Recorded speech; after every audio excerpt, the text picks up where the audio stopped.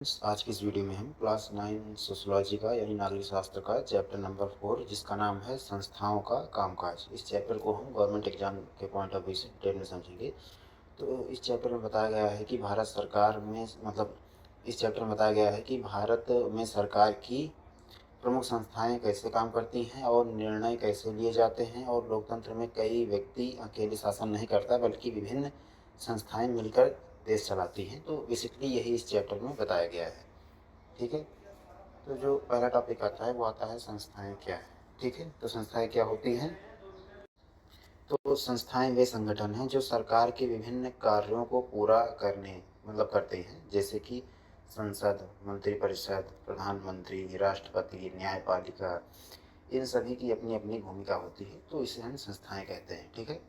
फिर तीसरा आता है राजनीतिक कार्यपालिका। तो ये क्या होता है, राजनीतिक कार्यपालिका वह समूह होता है जो सरकार के निर्णय लेता है और उन्हें लागू करता है।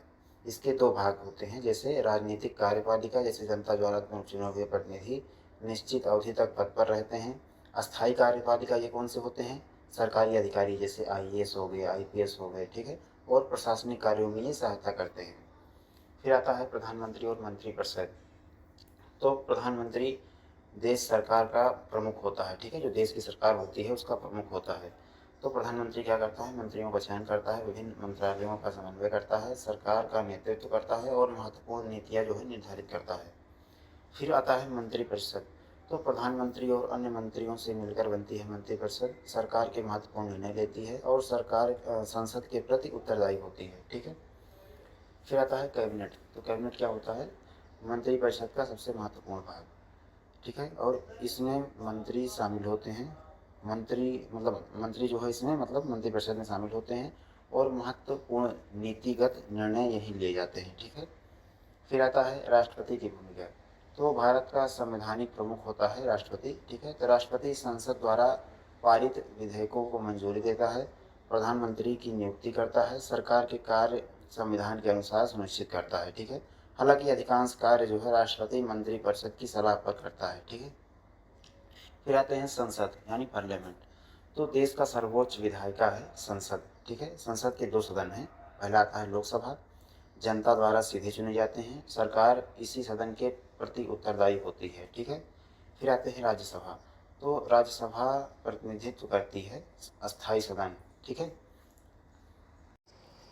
तो जैसा कि मैंने अभी कहा, अस्थायी सदन है, मतलब जो राज्यसभा होती है ये राज्यों का प्रतिनिधित्व करती है।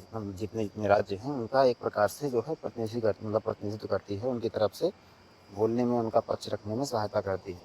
और अस्थायी सदन है। ठीक है। इसमें जो सदन होते हैं वो अस्थायी माने जाते हैं। ठीक है। और संसद के कार्य, तो क्या कार्य हैं, तो कानून बनाना पहला कार्य है, दूसरा है सरकार को नियंत्रित करना, तीसरा है बजट पारित करना, चौथा है जनता की समस्याएं उठाना। ये संसद के कार्य हैं। ठीक है। फिर आता है प्रश्नकाल। तो प्रश्नकाल क्या होता है, तो संसद सरकार से प्रश्न पूछते हैं, सांसद जो होते हैं वो सरकार से प्रश्न पूछते हैं, सरकार को अपने कार्यों का जवाब देना पड़ता है और इससे सरकार जो है जवाबदेह बनती है। ठीक है। फिर आता है न्यायपालिका, जुडिशरी। तो सुप्रीम कोर्ट ऑफ इंडिया देश का सर्वोच्च अदालत है। न्यायपालिका के क्या कार्य क्या क्या होते हैं, तो संविधान की रक्षा, कानूनों की व्याख्या, विवादों का समाधान और नागरिक अधिकारों की रक्षा। ठीक है। फिर आते हैं संस्थाओं के बीच संतुलन। तो क्या संतुलन रखना है, लोकतंत्र में शक्ति और एक व्यक्ति या संस्था के हाथ में नहीं होती। मतलब जो लोकतंत्र होता है उसमें जो शक्ति होती है किसी एक संस्था या किसी एक व्यक्ति के हाथ में नहीं होती है। संसद कानून बनाती है, कार्यपालिका उन्हें लागू करती है और न्यायपालिका उसकी समीक्षा करती है। इससे संतुलन कहा जाता है। ठीक है। इसे शक्ति संतुलन कहा जाता है। फिर आता है इस चैप्टर से बहुत इंपॉर्टेंट पॉइंट जिनको आप विशेष रूप से याद रखना है, जैसे कि प्रधानमंत्री सरकार का वास्तविक प्रमुख होता है, राष्ट्रपति भारत का संवैधानिक प्रमुख होता है, संसद कानून बनाती है, लोकसभा जनता द्वारा चुनी जाती है। ठीक है। न्यायपालिका संविधान की रक्षा करती है और कैबिनेट मंत्रिपरिषद का महत्वपूर्ण भाग है। लोकतंत्र में संस्थाएं मिलकर शासन चलाती हैं। ठीक है। फिर अगला आता है टॉपिक महत्वपूर्ण शब्द। ठीक है। इस चैप्टर की जैसे कार्यपालिका हो गया, प्रधानमंत्री हो गया, मंत्रिपरिषद हो गया, कैबिनेट हो गया, संसद हो गया, लोकसभा हो गया, राज्यसभा हो गया, न्यायपालिका हो गया। तो इन सब शब्दों को अगर आप चैप्टर से रिलेट करके याद रखेंगे तो आपको चैप्टर को याद करने में और आसानी होगी। तो आशा करता हूँ आपको चैप्टर अच्छा लगा होगा। अच्छा लगा हो तो वीडियो को लाइक ज़रूर करें, चैनल को सब्सक्राइब करें। ठीक है, धन्यवाद।